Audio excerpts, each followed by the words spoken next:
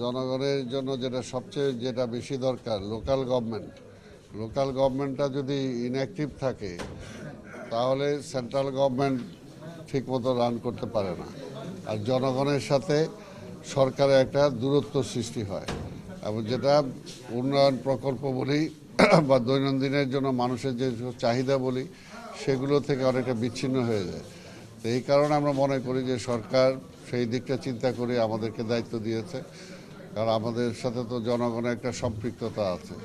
তা আমরা অন্তত চেষ্টা করব যে জনগণের যে সমস্ত অভাব অভিযোগ যেগুলো আছে সেগুলো আমাদের পর্যায়ে, যেগুলো সমাধান করার সেগুলো আমাদের পর্যায়ে করব, যেগুলো আমাদের পর্যায়ে সম্ভব না সেগুলো সরকারের কাছে আমরা তুলে ধরব, যাতে সেগুলো দ্রুত সমাধান করা যায়।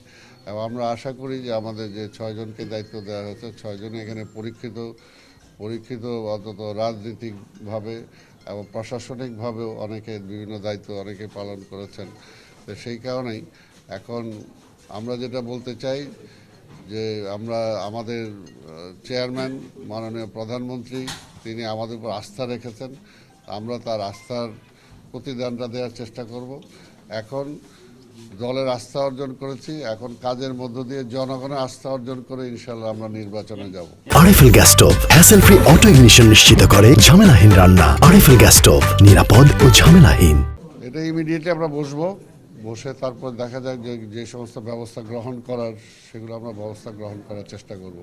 মূলত নগরবাসীকে স্বস্তিদায়ক সার্ভিস দেওয়াই হচ্ছে নগর প্রধানের দায়িত্ব। আমাদের মাননীয় প্রধানমন্ত্রী সেই বিবেচনা নিয়েই আমাদের দায়িত্ব দিয়েছেন। আমরা আমাদের দায়িত্ব সততা এবং নিষ্ঠার সাথে পালন করব। মূলত কাজই হচ্ছে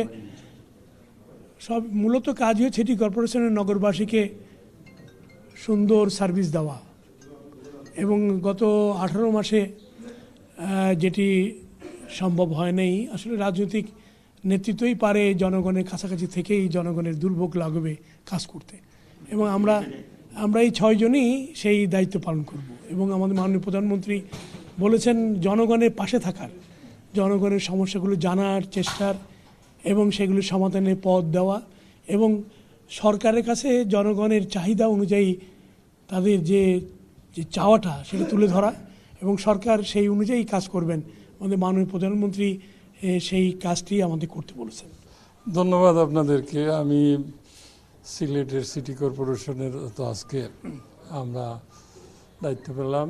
আমি কৃতজ্ঞতা জানাই মহান রব্বুল আলামিনকে এবং আমাদের দলের চেয়ারম্যান যিনি এদেশের জনগণের ম্যান্ডেটে প্রধানমন্ত্রী হয়েছেন জনাব তারেক রহমানকে।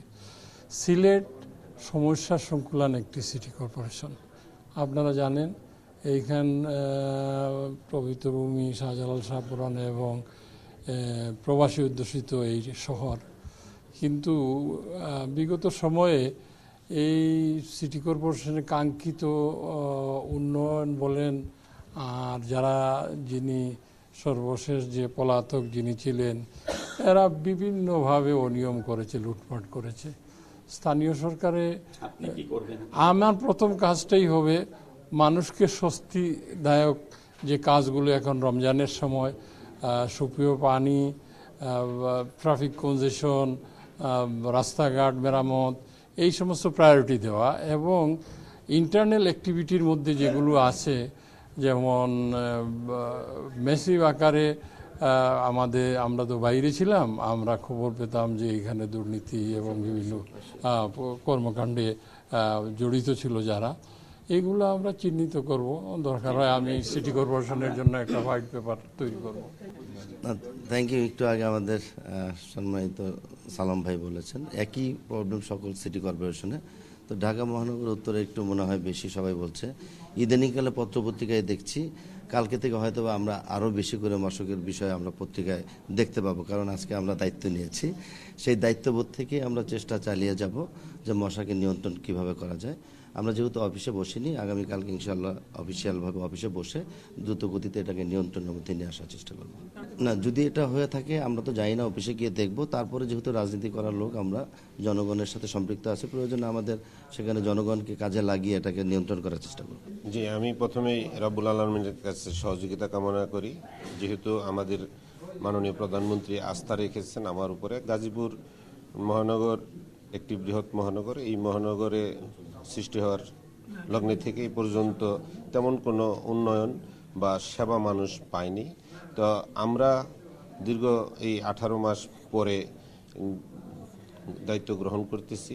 আশা করি যে আস্থা রেখেছেন সেই আস্থার জায়গা থেকে বলবো যে সকল উন্নয়নমূলক কাজ থেকে শুরু করে এবং আমাদের জনগণ যাতে প্রকৃত সেবাটি পায় তাকে নিশ্চিত করার জন্যই আমরা কাজ করব। এবং আমাদের এখানে যে সমস্যাটা সবচেয়ে বড় সেটা হলো আপনার ময়লা বর্জ্য, রাস্তাঘাট ভাঙচুর বিভিন্ন এগুলোকে আমি প্রথমে অপসারণ করব এবং কি ক্লিন সিটি হিসাবে এবং গ্রিন সিটি হিসাবে আমার নেতা প্রধানমন্ত্রী জনাব তারেক রহমান বলেছেন, আমি সেটার উপরে প্রথমেই কাজ করব ইনশাল্লাহ। ধন্যবাদ। আমাদের মাননীয় প্রধানমন্ত্রী আমাদের কিছু ইনস্ট্রাকশন দিয়েছেন। আমরা চেষ্টা করব মাননীয় প্রধানমন্ত্রী যে স্টাইলে চলছেন সেই স্টাইলকে অনুসরণ করার। আমরা জানেন যে নারায়ণগঞ্জ বর্তমানে অত্যন্ত সমস্যা সংকলিত একটা মহানগরী। এখানে রাস্তাঘাট একদম ভাঙা, এত যানজট, ঢাকাতেও এত যানজট নাই। নারায়ণগঞ্জের যে অবস্থা যদি যান আপনারা বুঝতে পারবেন, সেটা একটা অটো রিকশার শহরে পরিণত হয়েছে। মানুষ আপনার কোথাও চলাফেরা করতে পারে না, ধুলা বালি, মানে স্বাস্থ্যগত অবস্থা এর তো খারাপ অবস্থায় গেছে, সেটা বলার মতো না। তো আমার প্রথমে আমি যে চিন্তা ভাবনা করেছি যে প্রথম প্রায়োরিটি হিসাবে এই ভাঙা রাস্তাঘাট মেরামত করা, ধুলাবালি থেকে রক্ষা করা এবং এই যে হকার এবং আপনার এই অটো রিকশার যে সমস্যাটা সেটা সমাধান করে যে যানজটের যে সমস্যা সেই সমস্যাটা সমাধান করার আমি চেষ্টা করব। এবং আমি নির্ধারণ করেছি যে আমি 50 দিন বা 60 দিনের একটা কর্মসূচি নিব। সেই কর্মসূচির মাধ্যমে আমি এই বিষয়গুলি এই সময়ের মধ্যে সমাধান করব ইনশাল্লাহ। তো আপনারা সবাই দোয়া করবেন। জি।